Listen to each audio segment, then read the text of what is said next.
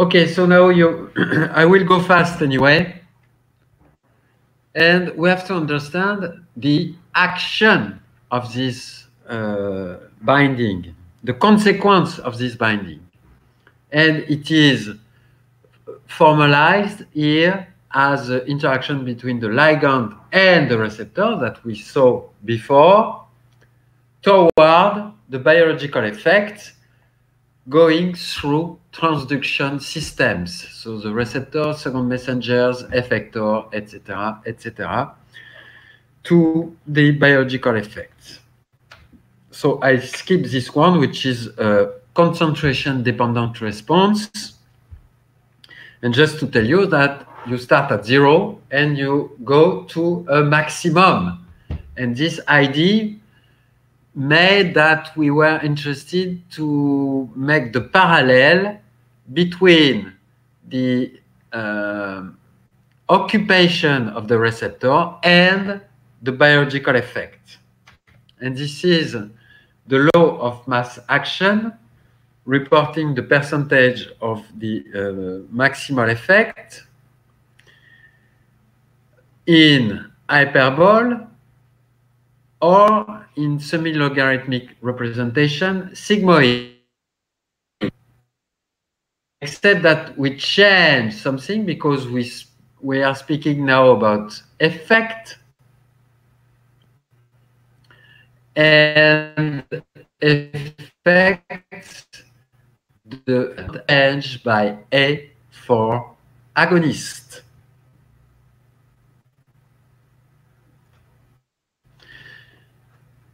And a new descriptive value of the efficacy of a ligand, this is, in fact, in this representation, you won't get the IC50,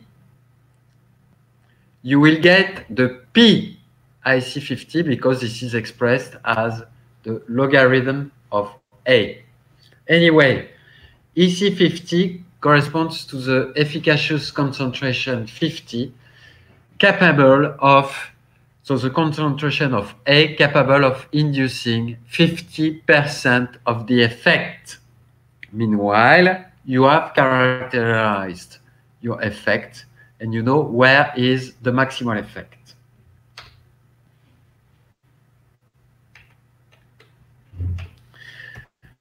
So, it is tempting to think that since EC50 is the descriptive value to say, okay, we have 50% of the effect, and the affinity of the agonist toward the receptor, maybe if we have 50% of binding, we will have 50% of the effect. This is quite intuitive. And we can study the effect with different things. It can be in vitro on intracellular signaling pathway, cellular. It can be biochemistry, integrative response to behaviors.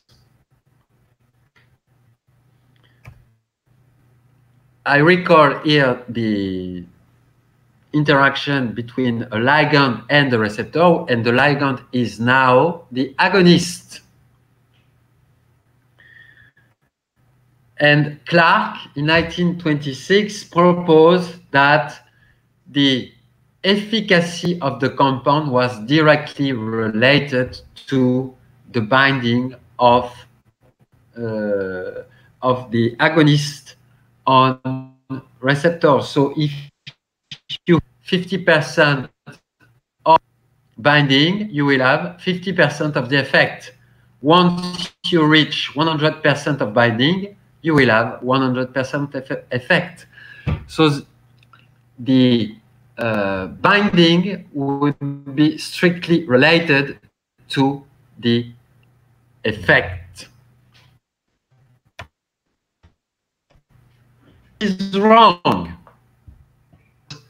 Ariens in 1954 found something weird where some agonists like X induce 100% of the effect with a specific AC50, while an agonist like Y cannot induce 100% of the effect, even if Y bound 100% of receptors.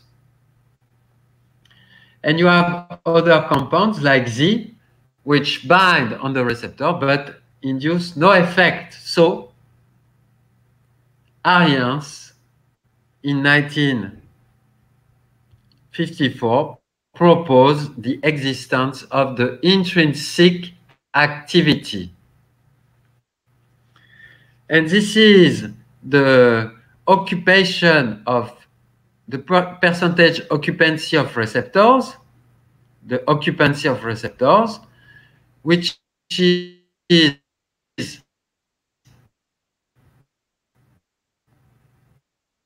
pondered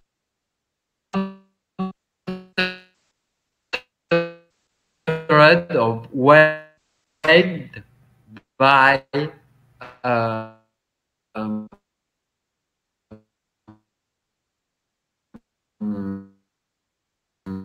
factor, the factor alpha. So the factor alpha. Sorry, we can't hear you.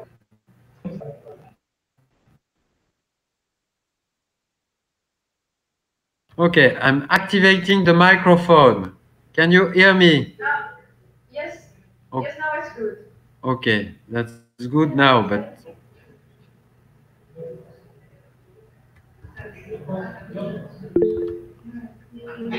yes, now it's better. So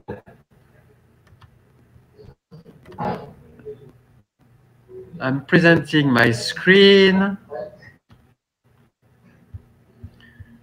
There we go. So the alpha factor means that if alpha equals 1, this is the classical way. So the concentration of A on A plus the affinity give an idea about the occupancy of the receptor. If alpha equals 0.5, for instance, you have the situation of the Y compound. And if alpha equals 0, you have Z.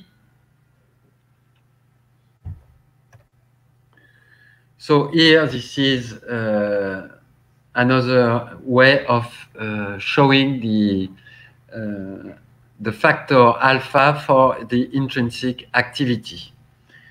So, as I said last time, the agonist A induce a maximal effect like C. A like C. But A is more potent than C because you can have the maximal effect, or anyway, it's EC50 at lower concentration compared to C. So we will say that A and C are full agonists, and A is more potent than C. If you look at agonist C, you will notice that it is capable of inducing only 50% of the response. So it is a partial agonist with almost an intrinsic factor alpha of 0.5. And if you look at the EC50, but this time for C, it is equivalent to A. So A and C are equipotent. And even C is more potent than B. No, sorry. I mixed up everything. B is a partial agonist. So B is a partial agonist and B is equipotent than A, which is full agonist. And B is more potent than C. Here we go. So D is an antagonist. So intrinsic activity, okay, but is it sufficient? The answer is no. Here you have a preparation from alkylation experiment. So basically, a researcher destroyed part of the receptor in a concentration-dependent manner with a principle by using GD121, which alkylates the receptor and so make the receptor not working.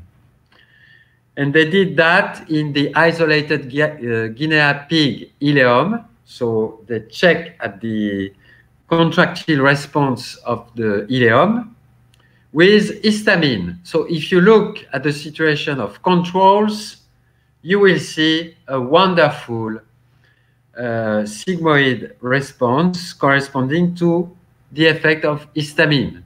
Good. If you destroy part of the receptors, you will see a rightward shift of the concentration of the effect of histamine, but still you will have the full response. So it means that you can destroy some receptors, you still have the full response. So this is beyond intrinsic activity. And then, of course, if you destroy more and more and more receptors, you will lower the response and rightward shift the concentration response. So the efficacy is more complicated. It means that we have something which is dependent on the stimulus and an unknown function. In any case, we have the same thing, but in that case, the percentage occupancy of a receptor is multiplied by E. And the unfortunate thing here is that we don't know how to calculate E. We can calculate alpha, and a lot of people will use alpha because we can see alpha and calculate alpha. The concept of efficacy is more complex and we can't measure E. So it means that for if we can plot here the effect and the concentration of A, you will have the EC50 and this relationship with E times concentration of A on A plus KDA. If we log the percentage occupation with effect, we will have a sort of sigmoid. So the log of percentage occupancy here to a maximum here with the maximal effect obtained here. So for some agonist or stimulus, we have the maximal effect,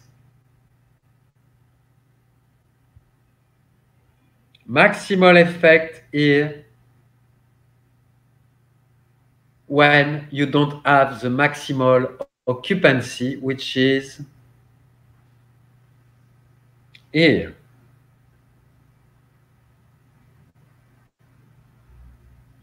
Maximal effect here, maximal occupancy here.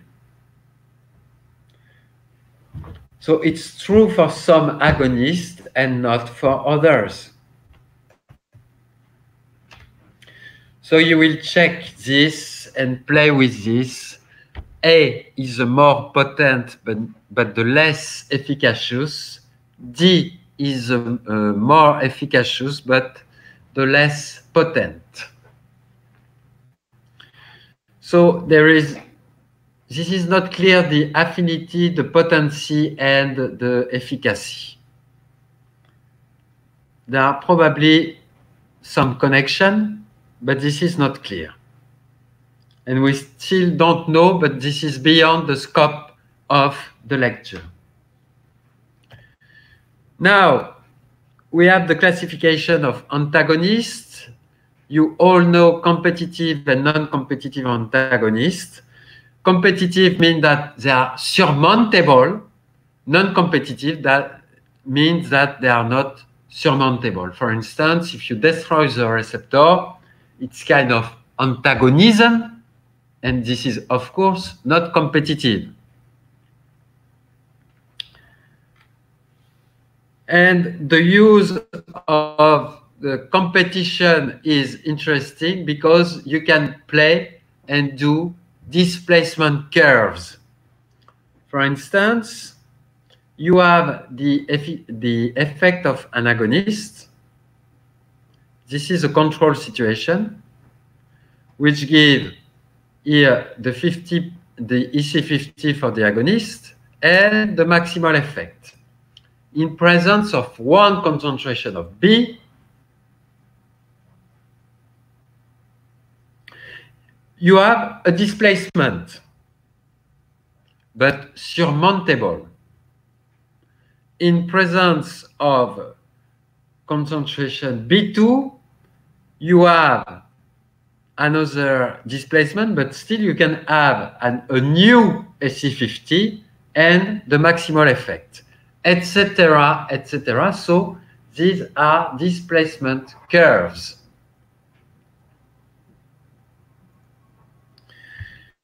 And without going so far, we can calculate the dose ratio. The dose ratio, this is the new concentration of the agonist to reach the response in the presence of antagonist. But anyway, I won't use it, which gives you, but you can find this in the representation of SHIELD, and you can find this in some publication. So for instance, here you have three concentration of B. Each time you need a little bit more A to reach the same response. And it gives you some, using the log of the dose ratio -1, it gives you, so you plot this and you have here a regression line, a straight line, which crosses the x-axis, which corresponds to the log of antagonist, and the PA2, the log of concentration A2, equals the dose of antagonist that requires a twofold increase in agonist concentration to get a similar response. So using this representation of SHIELD, we can speak about the PA2. Sometimes we speak about PA10. And you have also access to the log of KD. So basically, by doing displacement curve without knowing the affinity of B for the receptor, you can indirectly determine it using the representation of SHIELD. So it gives you this. I took this from a Spanish website, where you have the log of dose ratio -1, and here the log of the concentration of B, of the antagonist. And it crosses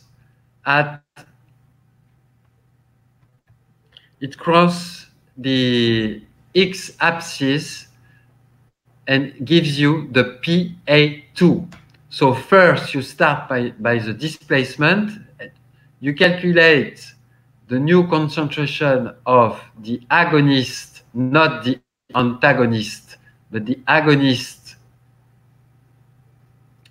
at the different concentration of the antagonist, and you report this, which gives you this straight line.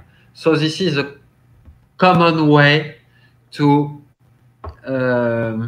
study the interaction between two ligands and also to reach the affinity of B towards a site. So we have the model of two states conformation. I will skip a little bit this, except to recall that a receptor is oscillating between active form, stimulating intracellular pathway, and an inhibited form, a non-active form, which block intracellular signaling pathway, or at least which has no interaction with those pathways. So I skip this. I skip this as well. And here, apparently it was not really understood. I will speak about the constitutive activity of receptors. Constitutive activity means that it can stimulate by itself, without ligand, the intracellular signaling pathways. So the family is growing in terms of pharmacological class of compounds because we have the agonist, positive intrinsic activity, eventually partial agonist, antagonist, and if the receptor has a constitutive activity,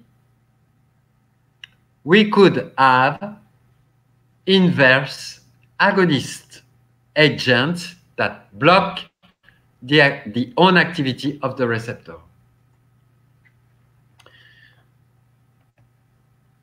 So I made some cartoon for you to understand what is constitutive activity, at least from my mind. So you have the constitutive activity. It is an effect on intracellular signaling pathways without ligand. So if you give an agonist, the agonist will further stimulate the receptor and enhance the impact of the receptor on intracellular signaling pathway.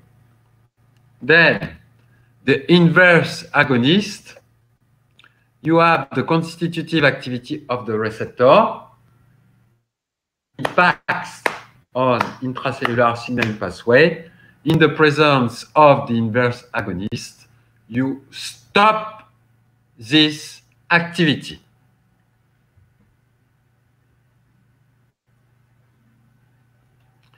Then, what is antagonism?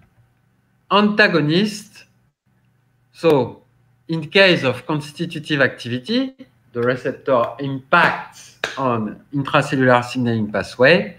The antagonist binds on the receptor, but the receptor still has its constitutive activity. So the antagonist has no positive or negative intrinsic activity.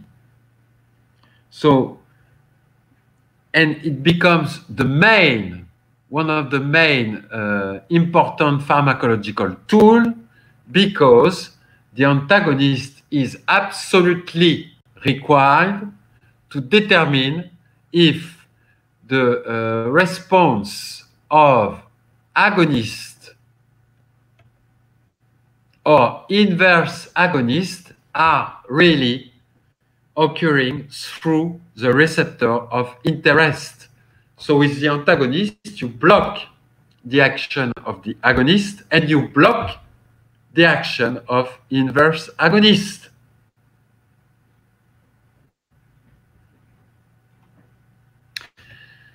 The inverse agonist may act as an antagonist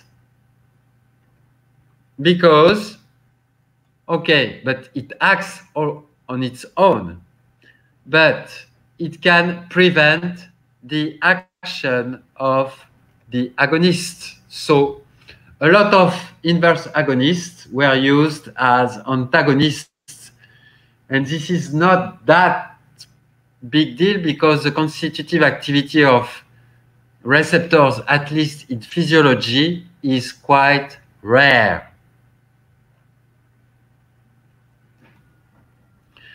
So the difference between inverse agonist and antagonist on basal activity: inverse agonist, in case of constitutive activity, block the constitutive activity, while antagonist leave working this constitutive activity.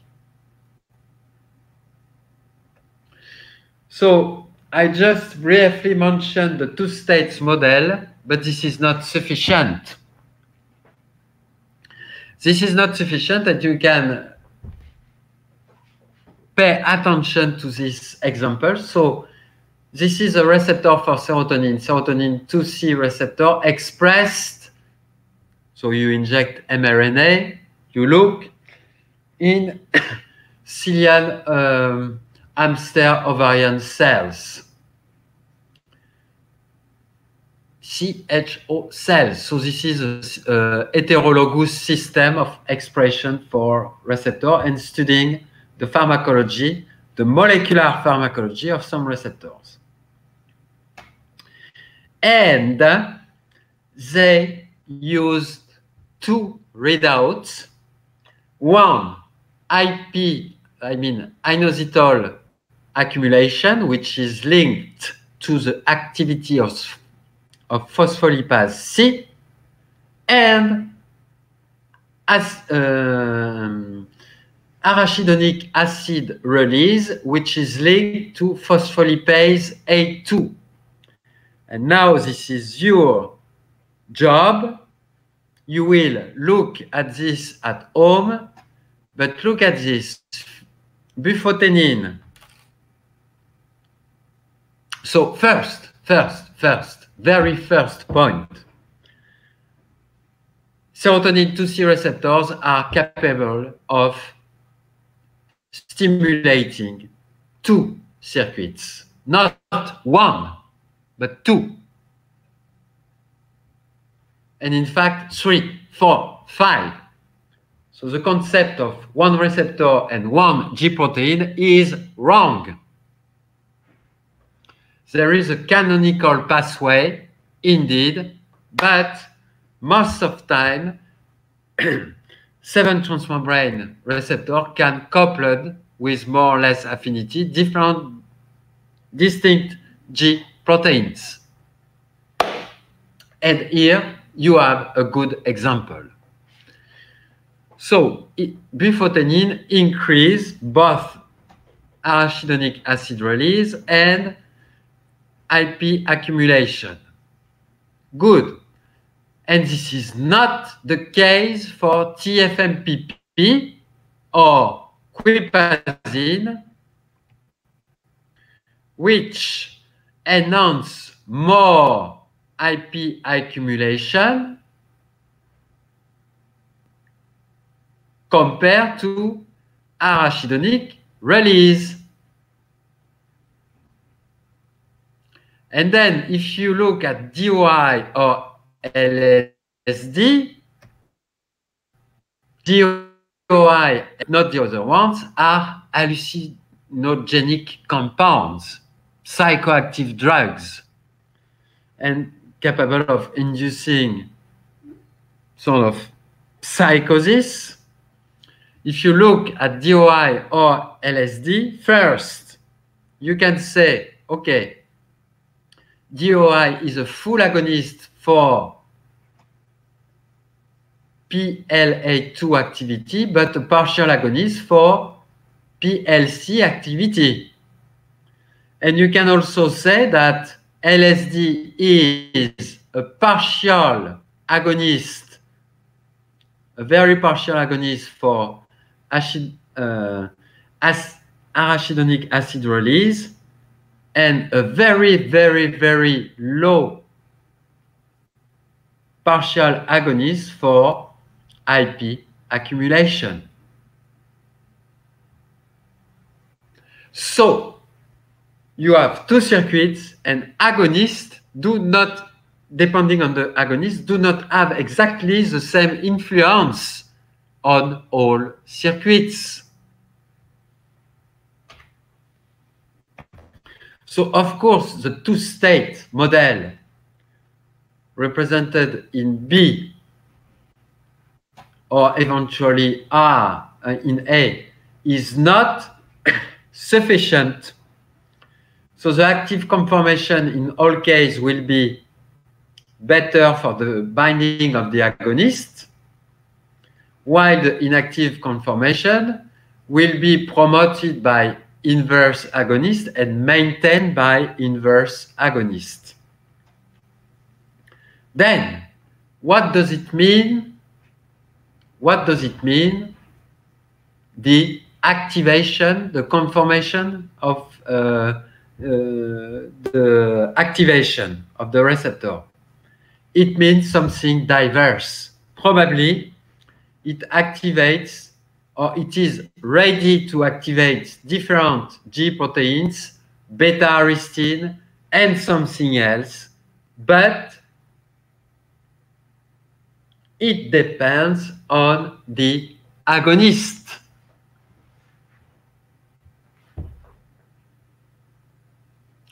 And this is called biased agonist or trafficking selected agonism. Means that you won't have the same response toward the receptor, toward distinct intracellular signaling pathway. So, in terms of efficacy, you have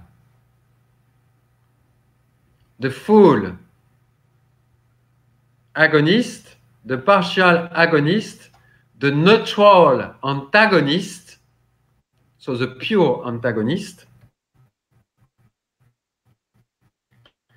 inverse agonist,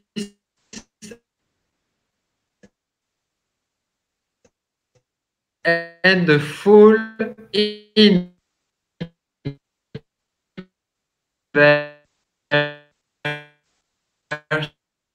agonist.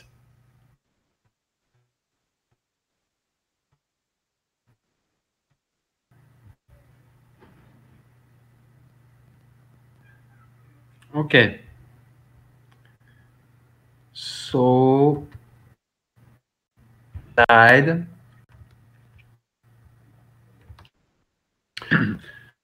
So some years ago, I inverse agonist SB206-553, and you can see here that this inverse agonist on IP accumulation decrease the activity of IP accumulation. So it means that 5-HT2C receptors do have a constitutive activity, and this is simply because they are expressed at large concentration in CHO.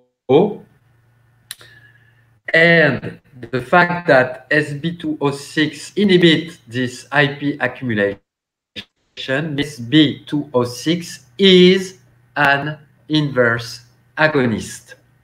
And then the other compound SB242 displace when applied at 100 nanomolar, displace, this is a displacement curve anyway, the effect of SB206.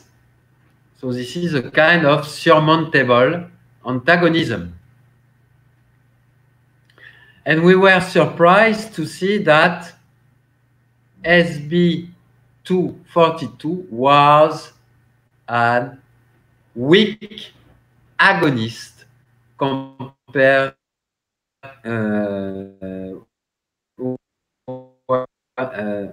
agonist properties, because both compounds behaved as inverse agonists. So it means that SB206 is inverse agonist everywhere, whatever the circuit.